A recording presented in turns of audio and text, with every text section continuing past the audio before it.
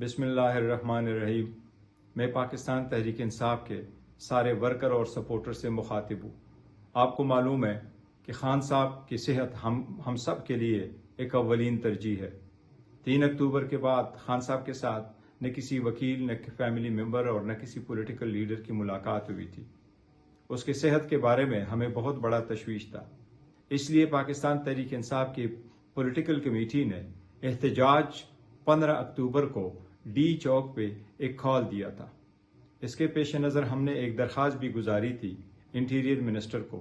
اس میں ہم نے درخواست کی تھی کہ ہماری پولیٹیکل لیڈرشپ کو یا ڈاکٹر کو یا فیملی ممبر کو ملنے کی اجازت دی جائے تاکہ اس خدشے کو ختم کیا جائے اور ہمارے ورکر اور سپورٹر میں جو تشویش پائی جاتی ہے ان کا اطمینان ہو سکے کہ خان صاحب کی صحت ٹھیک ہے۔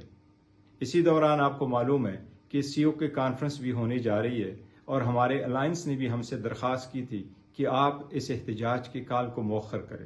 ہمارے فرینڈلی کنٹری بھی پاکستان اور اسلام آباد آ چکے ہیں، چونکہ حکومت نے ہمیں انٹیریئر منسٹر نے ایک ایشورنس دی ہے کہ کل انشاءاللہ تعالی ڈاکٹر کی ضرور ملاقات ہوگی خان صاحب سے۔ اس ایشورنس کے بنا پہ مجھے جب کہا گیا تو میں نے مشاورت کے لیے ٹائم مانگا۔